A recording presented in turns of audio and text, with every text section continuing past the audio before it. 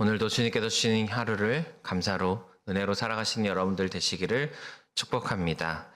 오늘 19편의 말씀을 가지고 여호와의 말씀이란 제목으로 은혜를 나누고자 합니다. 오늘 19편의 시편도 다윗의 시편입니다. 세상에는 하나님을 나타내는 여러 가지 방법들이 있지만 크게는 신학적으로 이제 두 가지의 이야기를 합니다. 하나는 하나님께서 우리에게 이제 자신을 보이신다라는 의미로 계시라는 의미를 사용하는데, 하나는 일반 계시라고 하고요, 하나는 특별 계시라고 합니다. 오늘 말씀 속에는 이 두 가지 이야기가 다 나오는데, 일반 계시는 보편적으로 하나님 이 땅 가운데 하나님의 존재를 나타내시는 방식입니다. 쉽게 예를 들면 이제 우리가 이번 주 토요일 이제 3월 첫 1일이 되잖아요. 이제 봄이 다가왔는데, 봄이 되면 갑자기 나무들이 다 말라갔던 나무들이 이제 갑자기 풀이 자라나고 나무에 잎이 솟아나고 이럴 때, 저걸 누가 키우는 것도 아닌데 풀들이 갑자기 다시 자라나고 꽃이 피는 걸 보면서 이 세상을 주관하는 누군가가 있구나 라고 깨달을 수 있는 것, 이런 것들을 보통 일반 계시라고 합니다. 그래서 오늘 말씀 초반부에 보면은 창조의 하나님에 대한 이야기들이 쭉 나오게 됩니다. 또 다른 계시로는 특별 계시라고 하는데, 이 특별 계시는 일반 계시의 단점을 또 보완함과 함께 하나님을 굉장히 구체적으로 나타내고 있습니다. 일반 계시의 단점이 뭐냐면, 일반 계시는 많은 사람들, 그러니까 거의 모든 사람들이 하나님의 존재를 깨달을 수 있는 반면에 구체적인 내용은 전달할 수 없죠. 그러니까 하나님이 어떤 분인지, 하나님 구체적으로 어떤 일을 하셨는지 그거를 이제 말해주는 대상은 아니니까요. 하지만 특별 계시는 모든 사람에게 비춰지는 건 아니지만 굉장히 구체적인 내용을 제시하는 계시의 방법입니다. 가장 대표적인 특별 계시는 바로 이 땅에 오신 예수님이 되겠죠. 예수님께서 이 땅에 오셔서 많은 사람들, 예수님을 만나지 못하는 사람들까지 막 다 전한 게 아니라 예수를 만난 사람들에게 하나님이 어떤 분인지를 아주 구체적으로 설명했고, 오늘 말씀 가운데서는 이 특별 계시가 하나님의 말씀으로 나타나져 있습니다. 그래서 성경을 보다 보면 하나님의 말씀이 굉장히 다양한 언어로 사용되잖아요.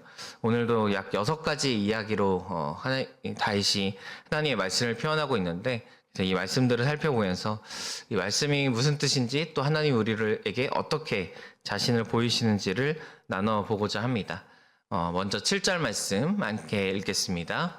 여호와의 율법은 완전하여 영혼을 소성시키시며 여호와의 증거는 확실하여 우둔한 자를 지혜롭게 하며. 첫 번째로 하나님의 말씀은 율법이라고 표현되어져 있습니다. 율법은 가르침이란 뜻입니다. 그래서 이 가르침은 완전합니다 라고 고백합니다. 우리가 흔히 완전하다라고 하면 아무런 흠이 없고 완벽한 어떤 존재를 의미하는데, 또 한 가지 의미로는 필요한 모든 것을 갖추고 있다 때문에 완전하다라고 이야기를 하고 있습니다. 즉 하나님의 가르침은 어떠한 결함도 없고 어떠한 부족함도 없다라고 고백하고 있는 것이죠. 그래서 확실한 가르침을 통해서 우리의 영혼이 살아나게 될 거다. 하나님께서 말씀을 통해서, 이 가르침을 통해서 우리를 살아나게 하신다. 우리를 죽음에서 생명으로 바꾸시고요, 또 사람을 변화시키는 능력이 있는 것이 하나님의 말씀이다라고 고백하고 있습니다. 두 번째로는 여호와의 증거라고 합니다. 하나님의 말씀은 곧 하나님을 증거하는 말씀이다. 결국 이 성경의 말씀들은 하나님 자체를 증거하고 있다라고 고백하고 있는 것이죠. 그래서 확실하여서 우둔한 자를 지혜롭게 한다라고 합니다. 여기서 우둔한 자는 옳고 그름을 분별할 수 없는, 분별력이 없는 사람을 의미합니다. 그래서 하나님은 자신을 가장 완벽하게 증거하시면서 우리에게 또한 분별력을 주신다라는 것이죠. 이 땅을 살아가면서 우리가 참 어려운 게 이 땅은 굉장히 혼란스럽기 때문이에요. 우리가 살아가면 살아갈수록 절대적인 가치가 점점 상실되는 세상에 살아가고 있습니다. 무엇이 정확히 옳다, 이런 세상이 사라지고 있는 것이죠.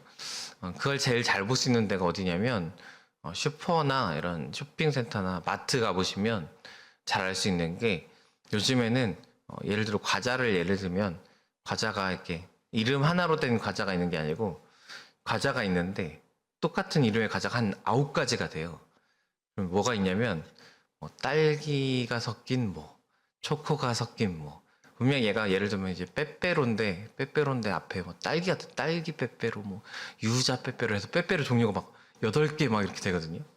예, 그래서 요즘에는 빼빼로 사줘 이러면 어떤 빼빼로 이렇게 물어봐야 되는, 예, 세상이 왔습니다. 이게 무슨 얘기냐면 빼빼로면 빼빼로지 이게 없어지는 세상에 살고 있는 거예요. 여러 가지가 섞이고 여러 가지가 혼란스러운 세상에 살아가고 있는데, 무엇이 진리고 무엇이 우리를 분별하게 하냐? 바로 하나님의 말씀이 우리의 기준이 되고 분별력을 주시는 능력이 되어진다 라고 고백하고 있습니다. 이어서 8절 말씀 보겠습니다. 함께 읽겠습니다. 여호와의 교훈은 정직하여 마음을 기쁘게 하고 여호와의 계명은 순결하여 눈을 밝게 하시도다. 세 번째로 말씀에 대해서 교훈이라고 이야기합니다. 이 교훈은 맡긴 것 혹은 부과한 것이란 뜻을 가지고 있습니다. 그러니까 말씀이 요구하고 있는 것에 초점을 맞춘 단어라고 볼 수 있습니다. 그래서 이 교훈은 정직하다, 거짓이 없다. 하나님께서 이 말씀을 부여하고 또 하나님께서 이 말씀을 주신 이유가 우리의 마음을 기쁘게 하는 일, 즉 하나님을 기쁘게 하는 삶이 어떤 삶인지 우리에게 가르쳐주고 계신다라는 것이죠. 그래서 우리가 기쁘게 살아가는 것은 또한 하나님을 기쁘게 하는 일인데, 하나님이 요구하신 교훈, 하나님이 요구하신 말씀대로 살아가는 것이 우리가 진정으로 기쁜 삶을 살아갈 수 있는 방법이다라고 이야기하고 있습니다. 네 번째는 계명입니다. 계명은 명령 또는 지시라는 뜻을 가지고 있는데, 교훈은 조금 이렇게 요청하는 의미였다면 계명은 좀 더 강력하게 이것은 꼭 지켜야 돼라고 말하고 있는 것이 하나님의 말씀인 거죠. 그래서 우리도 성경 안에서 하나님께서 요청하시는, 부탁하시는 뉘앙스의 말들도 있고, 때로는 이거 안 지키면 죽는다라고 굉장히 크게 강조하여 명령하시는 분도 있는데, 바로 그 명령이 계명이라고 할 수 있겠습니다. 이 계명은 순결하다라고 고백합니다. 말씀은 결코 우리를 혼란스럽게 하거나 우리를 더럽히는 것이 아니라 우리는 그 말씀을 통해서 오히려 깨끗하여지고 또 눈이 뜨여져서 이 세상을 보는 눈과 동시에 우리의 삶을 바라보는, 또 우리의 눈이 정말 마치 우리 눈에 뭔가 깨끗한 물로 씻어내듯이 하나님을 볼 수 있는 눈을 갖게 하여 주신다라고 이야기를 하고 있습니다. 마지막으로 우리 9절 말씀 함께 읽겠습니다. 여호와를 경외하는 도는 정결하여 영혼까지 이르고 여호와의 법도 진실하여 다 의로우니. 다섯 번째로 말씀은 경외하는 도라고 이야기합니다. 하나님을 두려움으로 섬기는 방법이라는 뜻을 가지고 있습니다. 하나님을 어떻게 믿고 어떻게 살아가야 되는지를 가르치는 길 또는 그 방법들을 알려주고 있다라고 이야기하고 있는 것이죠. 말씀은 영원히 계신 하나님께 도달하는 것, 그래서 그 하나님께 나아가는 길을 우리에게 가르쳐주고 있습니다. 반대로 얘기하자면 말씀이 아니고서는 하나님께 나아갈 수 없다라는 것을 또한 의미하고 있는 것이죠. 말씀을 통해 하나님 우리에게 하나님을 보이셨고 또 그 보이심을 통해서 우리는 다시 하나님께 나아갈 수 있습니다. 마지막으로 말씀은 하나님의 법이라고 이야기합니다. 이 법은 진실하다. 이 법은 변함없고 절대적으로 흔들리지 않는, 변화하지 않는 것이다 라고 이야기를 하고 있는 것입니다. 하나님의 법이, 하나님의 말씀이 법으로서 흔들리지 아니해야 되는 이유는 법이 어떤 상황에 따라 흔들리기 시작하면 우리는 그것에 대해서 신뢰할 수 없기 때문이죠. 법원의 판결이 이랬다가 저랬다가 똑같은 상황에서 저 사람은 봐주고 이 사람은 안 봐주고 이런 어떤 공정의 관계에서 그런 것들이 무너지게 된다면 우리는 신뢰할 수 없을 것입니다.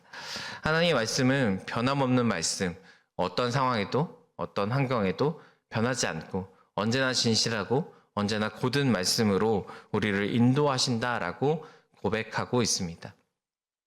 오늘 6가지 이야기들을 나눴습니다. 이 말씀들이 우리에게 언제나 우리가 말씀을 보면서 적용돼야 되어져야 할 것으로 우리가 믿습니다.